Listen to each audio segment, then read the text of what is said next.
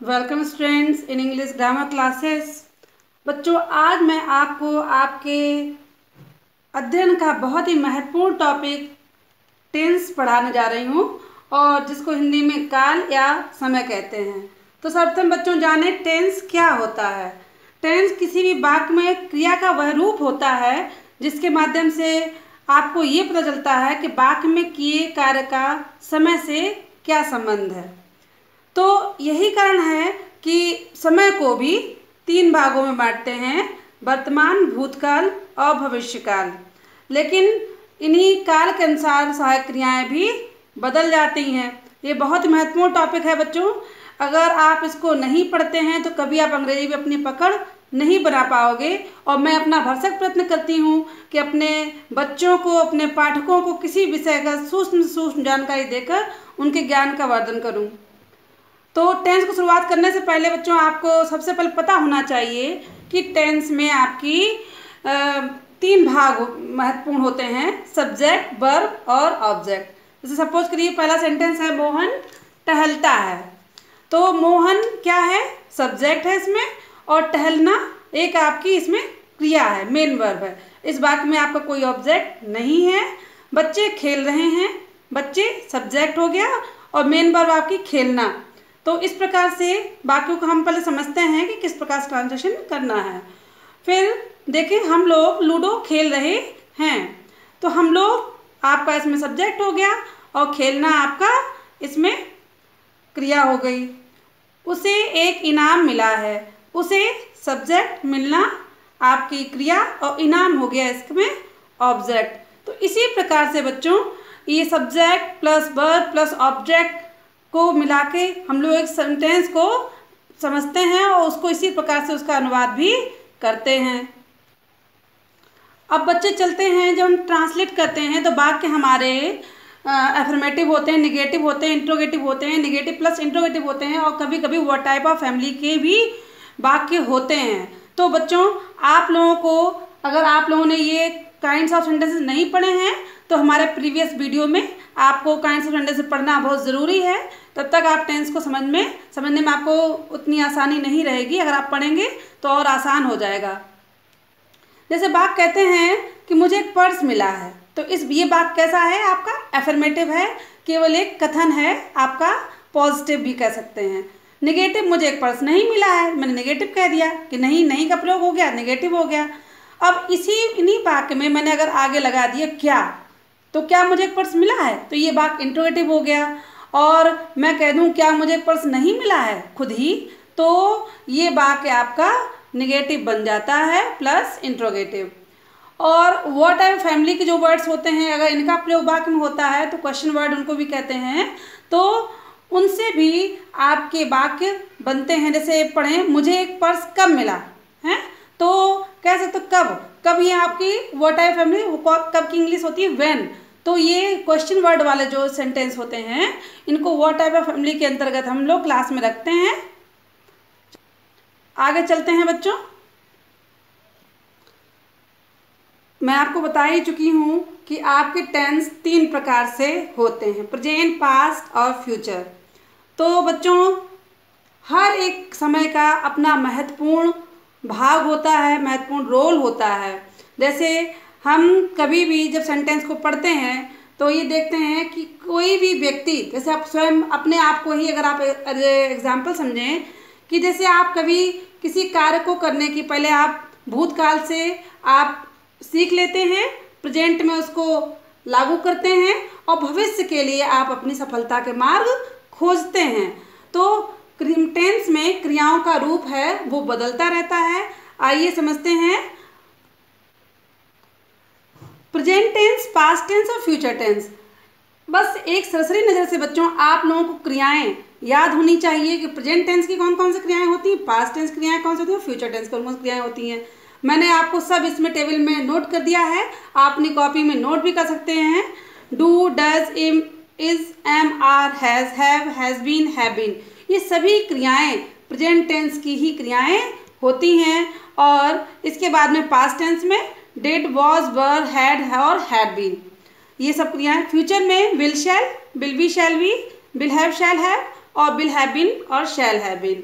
अब चलते हैं बच्चों मेन टॉपिक की ओर। आज मैं बताऊंगी आपकी प्रत्येक टेंस के चार भाग होते हैं। प्रेजेंट टेंस के भाग देखें, present indefinite tense, present continuous tense, present perfect tense, present perfect continuous tense. In the same way past tense के देखें, past indefinite tense, past continuous tense, past perfect tense, past perfect continuous. बच्चों आपने copies में ये सारा कार्य लिखते चले। अब बच्चों आता है फ्यूचर टेंस आपका। फ्यूचर में भी उसी प्रकार से भाग होते हैं, future indefinite, future continuous, future perfect, future perfect continuous. अब मैं शुरू करती हूँ सबसे पहले आपका प्रेजेंट टेंस का, प्रेजेंट इंडेफिनिट टेंस, जो कि इसकी पहचान क्या होती है। वाक्य के अंत में ता है, ती है, ते है आते हैं। जब आप हिंदी से अंग्रेजी अनुवाद करते हैं तब आप आराम से इस तरह से पहचान सकते हैं। और डू डस इसकी सहायक क्रियाएं होती हैं। अब हम नज़र डालेंगे इसके स्ट्रक्चर पर। सर्वप्रथम मैं आपको एफर्मेटिव वाक्य समझा रही हूँ। सब्जेक्ट प्लस वर्ब की फर्स्ट फॉर्म प्रयोग होगी, और अगर सब्जेक्ट सिंगुलर है तो उसके साथ वर्ब की फर्स्ट फॉर्म में एस ई एस भी लगेगी, और प्लस ऑब्जेक्ट। इस प्रकार से आपका ये वाक्य यहाँ तक बनना है। अब आइए उदाहरण के माध्यम से बच्चों आपको बहुत इजी वे में समझाती हूँ।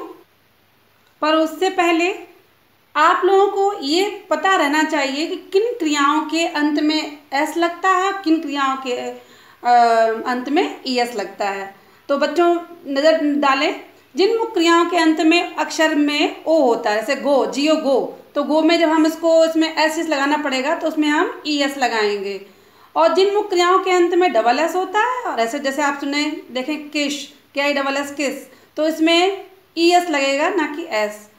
जिन मुख्य क्रियाओं के अंत में एक्स या डबल जेड या सी एच होता है, जैसे फिक्स में एक्स है, फिक्सेस, बस, बजेस, कैच, कैचेज, सी एच दिया गया ना तो ई एस लग गया। तो इन नियमों को अपने कॉपी में नोट करते चलें। और बच्चों जिन मुख्य क्रियाओं के अंत में व्यंजन प्लस बाई हो तो क्या करते हैं, बाई से तो पहले कोई व्यंजन अगर आता है जैसे B C D F G इत्यादि, तो ऐसे में सबसे पहले बाई को तो बदला जाता है आई में, और उसके बाद में यस लगाते हैं। देखें example, C R Y cry है ना, तो बाई हटाया मैंने, सी आर आई और ई एस जोड़ दिया cries. Marry M A R double R Y है ना, तो मैरी तो बाई हटाया और इसमें आई लगाया बाई की जगह, फिर ई एस जोड़ दिया। ट्राई और ट्राइज हो गया, फ्लाई फ्लाइज हो गया। बस नियमों को नोट करते चलें। लेकिन बच्चों जो मैंने अभी आपको इससे पहले बताया है बाई का प्रयोग, लेकिन कुछ इनके अपवाद भी होते हैं। जैसे आप कहेंगे, बच्चे कहेंगे मैडम आपने तो बताया था कि किसी भी वर्ड के अंत में बाई होता है तो बस उसको हटा के आई ई एस कर दो। लेकिन बच्चों जानें कैसे, जिन मुख्य क्रियाओं के अंत में स्वर प्लस बाई हो, स्वर मतलब आपको बाविल दिया हो, अभी समझाती हूँ, मुख्य क्रिया के अंत में हो तो उससे बाई से पहले कोई स्वर हो, जैसे ए ई आई ओ यू, आप जानते हैं ये स्वर होते हैं, तो ऐसे में बाई के बाद केवल एस का प्रयोग होगा। उदाहरण देखें, ऐसे बाई, तो बाई से पहले ए दिया गया है ना, तो इसमें बाई हटेगा नहीं, बाई के साथ केवल एस जुड़ जाएगा। Play, P L A by दिया गया है ना, बाई से पहले ए दिया है तो उसमें बस एस जुड़ेगा और आपका जो मेन वर्ब है वो आपकी तैयार हो जाएगी। English is very easy to learn. अभी मैं आप लोगों को इम्पेरेटिव सेंटेंस बाद में बताऊंगी। सबसे पहले मैं अभी आपको अफर्मेटिव वाक्यों को ही समझा रही हूँ। समझिए बच्चों, मैं एक पत्र लिखता हूँ, तो अब इस जो आपका प्रेजेंट इंडेफिनिट का ये वाक्य है, देखें मैं, आपका फर्स्ट पर्सन सिंगुलर सब्जेक्ट है आई, लेकिन फिर भी इसके साथ में जो क्रिया है राइट, वो आपकी एज ए प्लूरल ही रखी जाएगी, क्योंकि आई को सिंगुलर होता जरूर लेकिन आई को प्लूरल ही ट्रीट किया जाता है। और देखें कमेंट बॉक्स में मैंने लिख भी दिया है कि सब्जेक्ट फर्स्ट पर्सन सिंगुलर है, इसलिए राइट के साथ एस एस नहीं लगा है ना। लेकिन राम अपनी किताब पढ़ता है, तो राम सिंगुलर है आपका सब्जेक्ट, राम सब्जेक्ट है ना, तो इसमें रीड्स एस लगाया है क्योंकि सिंगुलर है। और ये थर्ड पर्सन है राम, यहाँ पे हिज बुक आपका, ठीक। और तुम बहुत तेज दौड़ते हो, यू आपका सेकेंड पर्सन सब्जेक्ट है, और प्लूरल और सिंगुलर दोनों ही इसको ट्रीट किया जाता है, लेकिन वर्ब आपकी प्लूरल ही आएगी, इसमें एस एस नहीं लगेगा। तो मैं सोचती हूँ एग्जाम्पल्स के माध्यम से आपको समझ में आ गया होगा। आइए आगे बढ़ते हैं। आप समझे बच्चों, प्रेजेंट इंडेफिनिट का नेगेटिव सेंटेंस स्ट्रक्चर देखें। Subject plus do does plus not plus main verb की फर्स्ट फॉर्म और प्लस ऑब्जेक्ट। इसमें नेगेटिव सेंटेंस में एस और ईएस क्रिया में नहीं लगेगा। देखें, सीता स्कूल नहीं जाती है, Sita does not go to school. Sita third person subject है, इसलिए इसके साथ में डज का प्रयोग किया है। हम कमरे में नहीं सोते हैं, we do not sleep in the room. We आपका फर्स्ट पर्सन प्लूरल सब्जेक्ट है, तो इसलिए इसके साथ में डू का प्रयोग हुआ है। अब चलते हैं बच्चों, वे मैदान में नहीं दौड़ते हैं, तो they do not run in the field. तो they third person plural subject है, इसलिए डू नॉट का प्रयोग किया है। तो बच्चों इस चीज़ पे विशेष ध्यान रखें और अपना अभ्यास करते चलें, क्योंकि God has those who help themself. जो बच्चे स्वयं स्व अध्ययन से अपना कुछ सीखते हैं तो भगवान भी उनकी सहायता करता है, उनका ज्ञान दिन प्रतिदिन बढ़ता ही जाता है। देखें बच्चों, उसके माता पिता उस पर भरोसा नहीं करते हैं, तो माता पिता की अंग्रेजी पेरेंट्स होती है। His parents do not trust him, तो सब्जेक्ट इसमें क्या है, हिज पेरेंट्स, और चूंकि थर्ड पर्सन है तो लेकिन है प्लूरल, क्योंकि पेरेंट्स है ना, प्लूरल है, तो डू नॉट का प्रयोग इसीलिए इसमें किया है। सभी उदाहरणों को नोट करते चलें। अब बढ़ते हैं इंट्रोगेटिव सेंटेंस। आपके प्रेजेंट डेफिनेट का वो फैमिली समझा रही हूँ सबसे पहले, जिसमें क्वेश्चन वर्ड से शुरू होता है वाक्य वो। तो स्ट्रक्चर क्वेश्चन वर्ड आता है और क्वेश्चन वर्ड के तुरंत बाद में ही टेंस सहायक क्रिया डू डज, फिर सब्जेक्ट आएगा, फिर मेन वर्ब की फर्स्ट फॉर्म आएगी, प्लस ऑब्जेक्ट आएगा, और एक चीज़ छूट रही है वो है आपका क्वेश्चन मार्क, तो क्वेश्चन मार्क आएगा। और हिंदी वाक्य जैसे समझें एग्जाम्पल्स, तुम कहाँ रहते हो, तो सबसे पहले हम अंग्रेजी लगाएंगे कहाँ, वेयर, फिर क्रिया लाएंगे उसकी यू के अनुसार, डू यू लिव। तो इसमें वेयर क्या है, क्वेश्चन वर्ड है। तो किसी भी प्रश्न में सहायक क्रिया क्वेश्चन वर्ड के जस्ट बाद आती है, फिर सब्जेक्ट लिखा जाता है और अंत में क्वेश्चन मार्क लगाना ना भूलें। सुरेश क्या करता है, तो क्या की अंग्रेजी व्हाट होती है, फिर सुरेश के अनुसार सुरेश एक वचन है तो डज सहायक क्रिया का प्रयोग हुआ, और डू मीन्स करना, तो डू आपकी क्रिया यहाँ पर आ गई है। डू आपकी जो सहायक क्रिया मुख्य क्रिया दोनों का ही रोल प्ले करती है। अब चलते हैं वहाँ कौन जाता है, तो बच्चों देखें वहाँ कौन जाता है, तो कौन यहाँ क्वेश्चन वर्ड होने के साथ साथ में आपका सब्जेक्ट भी है ना, क्वेश्चन वर्ड ही नहीं केवल। तो यहाँ पे हम डू डज का प्रयोग नहीं करेंगे, सीधे लिख देंगे हु गोज देयर। तुम क्या करते हो, तो क्या की अंग्रेजी व्हाट हो गई, और यू के अनुसार जो प्लूरल आएगा डू, तो डू आ गया, और डू ये डू यहाँ पे हेल्पिंग वर्ब, ये डू यहाँ पर मेन वर्ब है। बच्चों समझ में आ रहा है ना, थोड़ा सा नोट करते चलें जो दोबारा घर में बैठ के पढ़ सकें। तुम्हारा भाई कहाँ रहता है, तो कहाँ की अंग्रेजी क्या होती है, वेयर, फिर योर ब्रदर के अनुसार डज का ही प्रयोग है, ना कि डू का। योर देख लें तो यू नहीं कर देना, डज नहीं करना, डू नहीं करना, डज ही करना है। Where does your brother live, last में question mark. Your father, your mother, इस प्रकार वाक्य हो तो आपका सेंटेंस जो है आपका